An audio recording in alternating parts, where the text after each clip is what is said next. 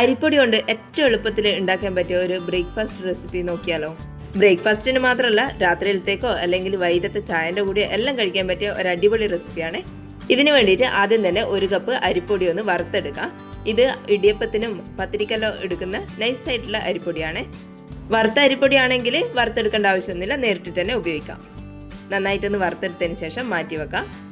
ഇനി ഒരു പാത്രത്തിലേക്ക് 2 കപ്പ് വെള്ളം ഒഴിച്ചു കൊടുക്കുക. അരിപ്പൊടി അളന്നെടുത്തിട്ടുള്ള അതേ കപ്പിൽ തന്നെ 2 കപ്പ് വെള്ളം എടുക്കുക.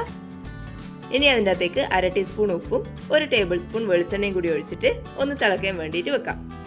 വെള്ളം തിള വരുന്നതിന് തൊട്ട് മുന്നേ ഇതിൻ്റെ അകത്തേക്ക് ഒരു 1/4 കപ്പ് തേങ്ങ ചിരകിയത് ഇട്ട് കൊടുക്കാം. വെള്ളം നന്നായിട്ട് തിളച്ച് വന്നു കഴിഞ്ഞാൽ ഫ്ലെയിം ഓഫ് ചെയ്യാം. ഇനി നമ്മൾ വറുത്ത് വെച്ചിട്ടുള്ള അരിപ്പൊടി ഇതിൻ്റെ അകത്തേക്ക് ഇട്ട് കൊടുക്കാം. ഇനി പെട്ടെന്ന് തന്നെ ഇതൊന്ന് മിക്സ് ചെയ്തെടുക്കാം.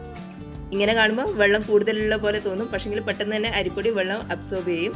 അതുകൊണ്ട് പെട്ടെന്ന് തന്നെ ഇതൊന്ന് കുഴച്ചെടുക്കാം. ഇതുപോലെ ഒരു സ്പാച്ചുല വെച്ചിട്ട് ചെയ്യുകയാണെങ്കിൽ പെട്ടെന്ന് ഇത് കുഴച്ചെടുക്കാൻ പറ്റും. അരിപ്പൊടീൻ്റെ എല്ലാ ഭാഗത്തേക്കും വെള്ളമെത്തുന്ന പോലെ തന്നെ നന്നായിട്ടൊന്ന് കുഴച്ചെടുക്കാം.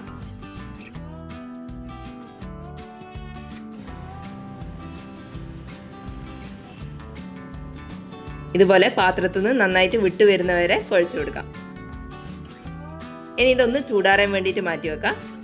നമുക്ക് കയ്യിലെ കൊണ്ട് കുഴച്ചെടുക്കാൻ പാകുന്ന ഒരു ചൂടായി കഴിഞ്ഞാൽ ഇത് വേറൊരു പാത്രത്തിലേക്ക് മാറ്റി വെച്ചിട്ട് നന്നായിട്ടൊന്ന് കുഴച്ചെടുക്കാം.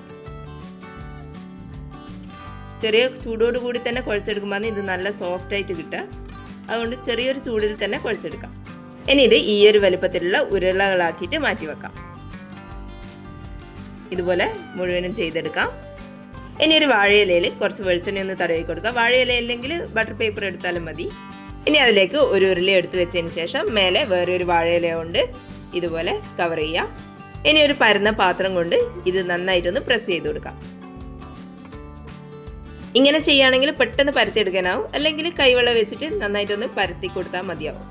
ഇതുപോലെ പരത്തിയെടുത്തിട്ടുണ്ട്. അരി കുഴക്കുന്ന സമയത്ത് നല്ല സോഫ്റ്റ് ആയിട്ട് കുഴച്ചെടുത്താൽ മാത്രമേ ഇങ്ങനെ നമുക്ക് പരത്തിയെടുക്കാൻ പറ്റൂ. ഇനി ഒരു പാൻ ഒന്ന് ചൂടായിട്ട് വരുമ്പോൾ നമ്മൾ പരത്തി വെച്ചിട്ടുള്ള ഒറോട്ടി ഇതിൻ്റെ മേലേക്ക് ഇട്ട് കൊടുക്കാം. ഒരു ലോ ടു മീഡിയം ഫ്ലെയിമിൽ വെച്ചിട്ട് വേണം ഇത് ചുട്ടെടുക്കാൻ വേണ്ടിയിട്ട്. ഒരു ഭാഗം ഒന്ന് ഡ്രൈ ആയിട്ട് വരുന്ന സമയത്ത് ഇത് മറിച്ചിട്ട് കൊടുക്കാം. ഇത് മറിച്ചിടുന്ന സമയത്ത് പൊട്ടിപ്പോകാൻ സാധ്യതയുണ്ട്. അതുകൊണ്ട് ഇത് നന്നായിട്ട് ഡ്രൈ ആയതിനു ശേഷമേ മറിച്ചിടാൻ പാടുള്ളൂ.